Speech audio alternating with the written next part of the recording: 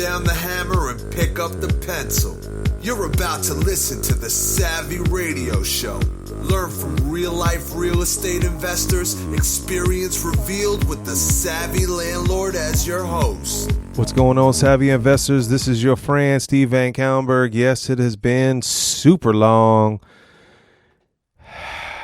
I know some of you are grinding it out. I know some of you guys are dealing with some evictions and storms and all kinds of drama. I think we're all forever busy in life, and you got to really focus on what's priority. And so that's kind of where I'm at, ladies and gents. It's not that I haven't forgot about you.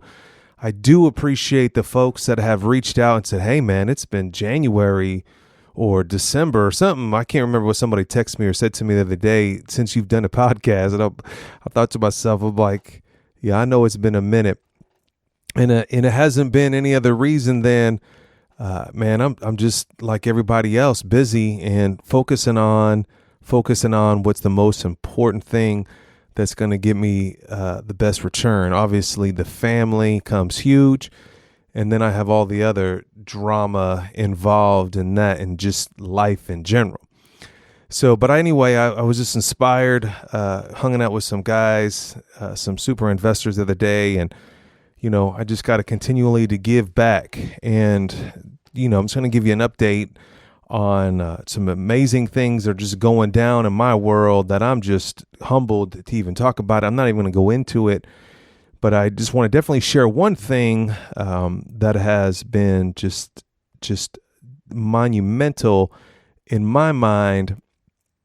And so I just want to let you know about this. So, you know, my subject today is really about being mentored or coached and, you know, what have I learned thus far? And, you know, I definitely am an advocate of coaching. I coach people. I have a coach. And what is mentorship? And so that's another thing. What's the difference between a coach and a mentor? I think there's some confusion there. And I think there's some confusion on cost. And should you pay for it? Should you not pay for it? Trying to be thrifty. And so all this is going to circle back here in a minute. But I got to just share a couple of things that have been massively impacted. One, really. But I want to set it up for these other things. So there's been some life changes in my world, not just recently in life, right? When I read Rich Dad Poor Dad, boom, life changed, life happened, economic, just I can be rich. Is that possible? Yeah, Rich Dad Poor Dad opened those lines in my mind and regroove those lines into my brain. And then Millionaire Fast Lane, bang, bang, become a multimillionaire through, in the fast lane and thinking about things differently. You know, those in my mind are life changes. But then there's some other things that people have come into my life that have made impacts without them knowing. One of them is someone loved me when I was younger and said, hey man, VanCauwenbergh, you're too loud. Like I was this like a obnoxious individual, loud, and thought that was cool, you know, just childish. And someone actually told me and said, yo, can't remember this person, but it really made an impact in my life. You know, criticism is never good, but it is. It's the greatest thing so you can know and learn and adapt. Because if you were just too obnoxious and you never dealt with it, you would miss out, I think, on wonderful relationships. So I definitely thank that person that impacted my life. Number two, another one was some good friend of mine that I'm still friends with today. And I remember exactly where I was. I was in an IHOP having breakfast, growing my business. This is 15 years ago. And, you know, VanCauwenbergh, sometimes you're condescending. And I was like, at first I was broken, just like kind of frustrated. Like, how's that true, man? My whole life is dedicated to helping people. And, you know, reality, when he said that, I just stopped and paused and thought about it. And it impacted my life because sometimes the way I come across, and some other friend of mine, another impactful thing is polarizing. And I talked about that before. Thank you to that great friend. Hopefully you listen to this podcast and you know who you are that said that to me. You know, Stephen, sometimes you're polarizing. And I'm like, what does that mean? But when I think back and reflect on, you know, I was condescending. I'm like, how? You know, but I remember, you know, when I was talking to somebody that never did something before, and I'll give you an example, like write a check. I remember being, 18 years old in college at the bookstore trying to buy my books for the first time. And I didn't know how to write a check. I know that's maybe hard to believe in some worlds, but in my world, no one ever taught me how to write a check. And not that I'm a millennial and everything's digital. No, I'm from the old school. And when you say it like, man, you don't know how to write a check, that's condescending. And so from that moment forward, it really impacted me, man. I'm cautious about how I'm trying to speak. And I catch myself to this day. Sometimes you don't know how to do that. You don't know how to ride a mountain bike. You don't know how to IT. You don't know how to set up your phone. I mean, that's condescending.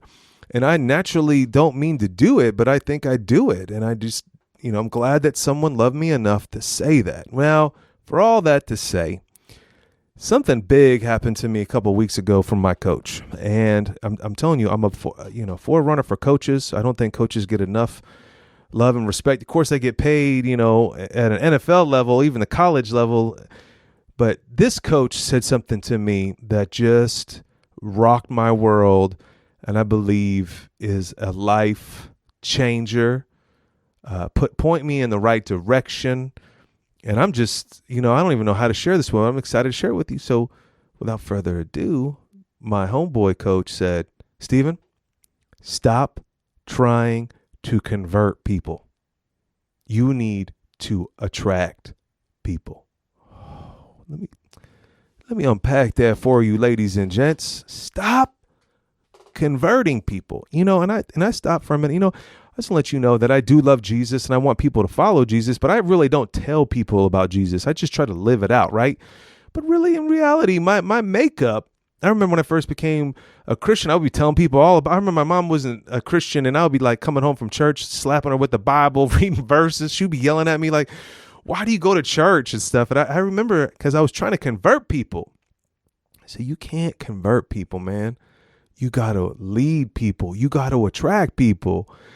And when he said that, I mean, and I know this, when I deal with rookie, young, and stupid investors that make dumb decisions, and then because they're trying to cut a corner, try to save $1, it's just, I'm trying to convert people. And some people, you just got to leave them alone. I'm telling you, let that marinate. It has impacted my deal so much that it's constantly resonating on my mind. Am I trying to convert this guy onto the savvy team, or am I attracting this guy on my team? I'm telling you, that was so paramount for me, and especially where I'm moving into in my career as an investor. It has been fascinating. And when I have that, I've been going through contentment, just enjoying the process and where I have come, where I'm going, and what's going on, learning to practice contentment. But then, you see all these people on Facebook. I did 200 deals yesterday, all this stuff, and people just saying all this stuff. And I'm like, I got off Facebook for about a month.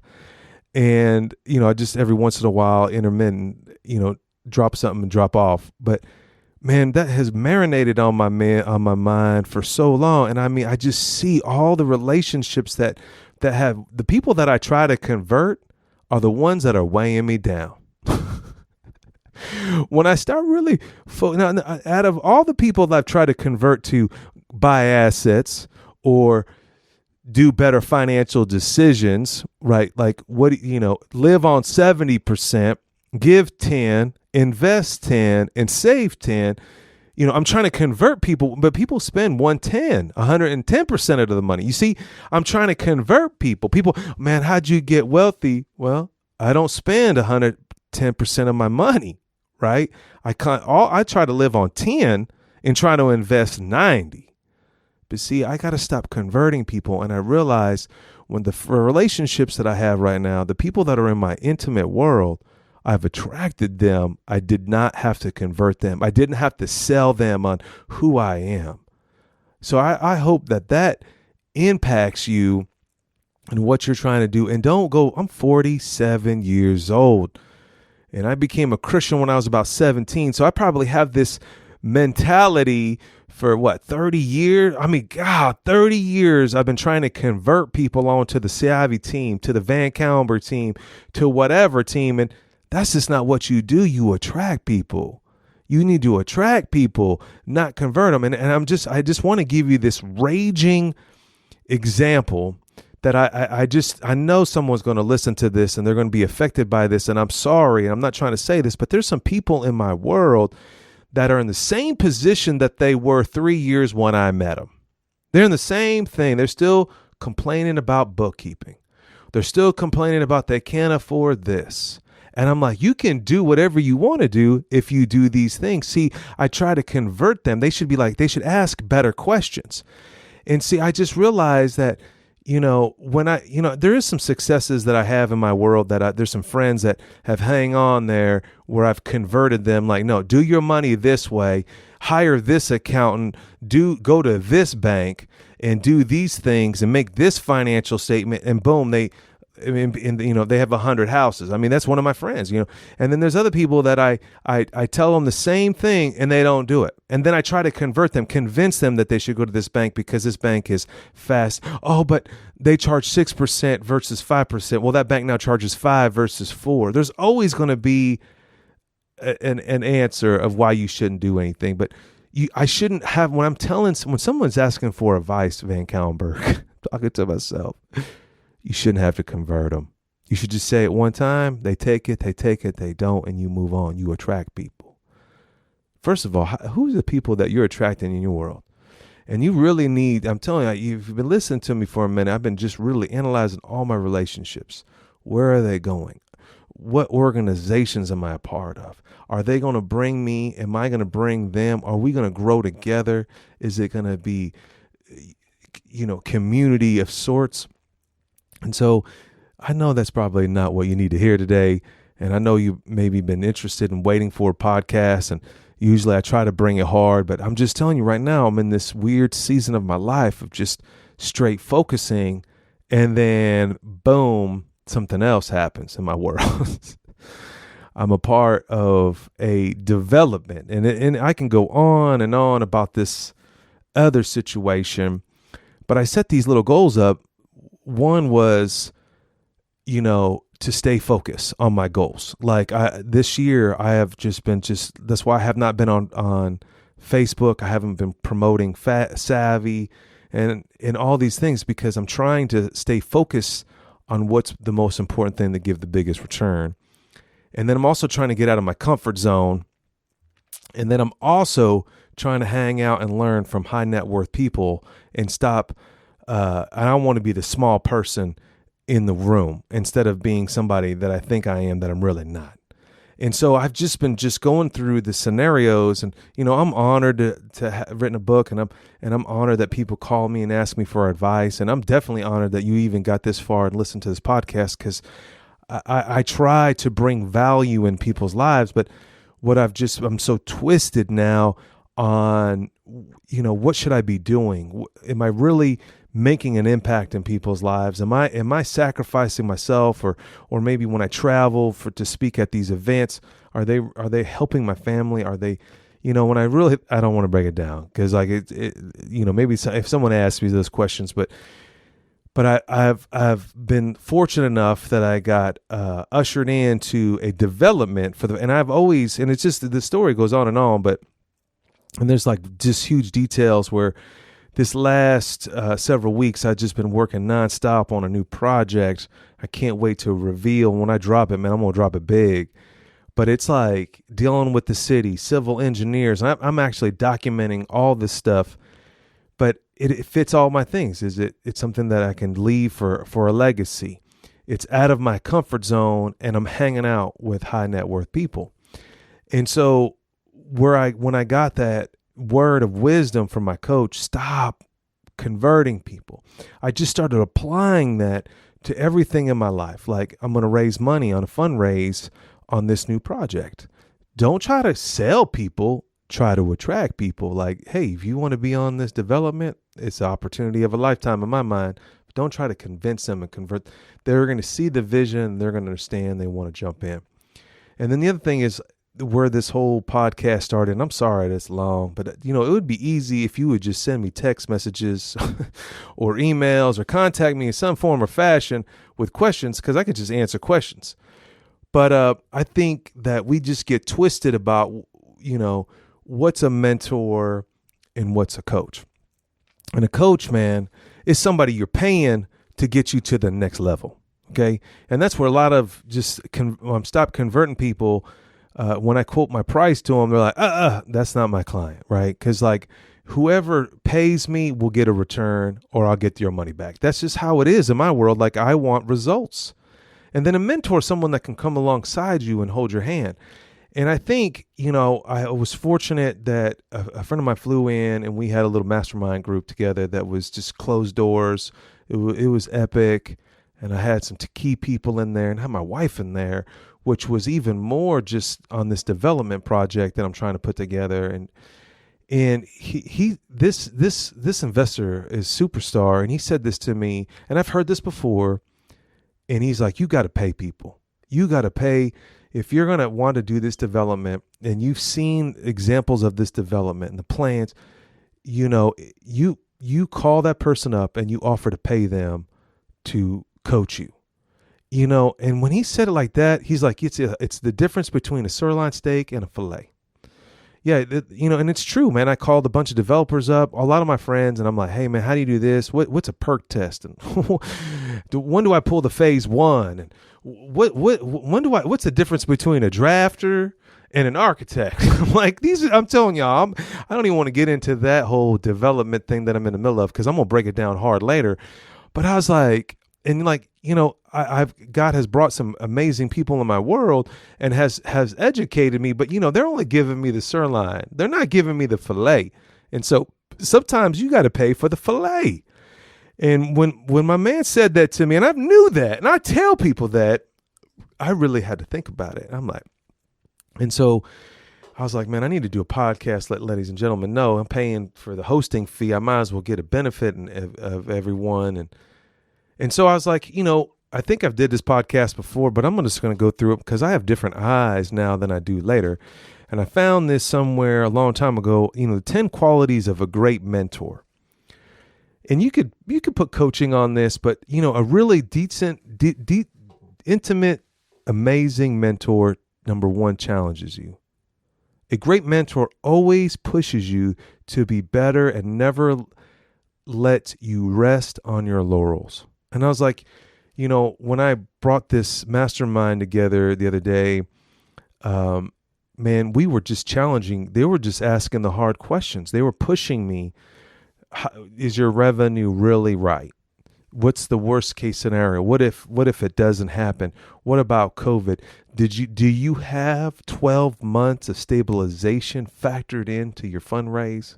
Of course, when you're building apartments, we do, but not this project. And I was just, and that's what a good mentor, or at this time, a mastermind group too. The person that's helping you, are they experienced? Your mentor should have a ton of relevant experience and wisdom that can draw upon you. And so that's where I'm at right now, right? I'm in the middle of this development deal that I'll get into this some other day, but man, I'm way out of my element. Like I never even thought I would ever build.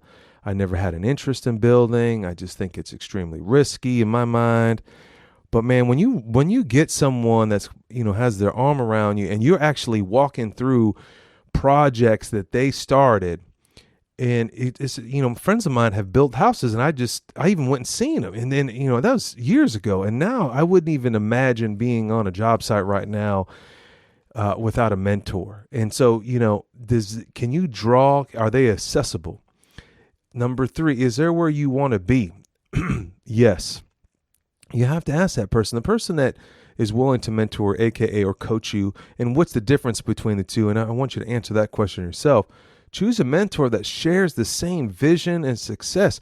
It's very interesting because this project that I have coming out, and guys, I want to tell you about it, but I got to get it all finalized, and then I'm just going to blow it up. And I would open it up to, I need as much help as possible. And I know there's some creative folks out there that can really, until I ink this deal, but I'm in the middle of it. But that supports the exact same vision you have. And it was interesting. Some of my mentors were like, yeah, I believe in you. I know you can do it, but that's just not what I'm into.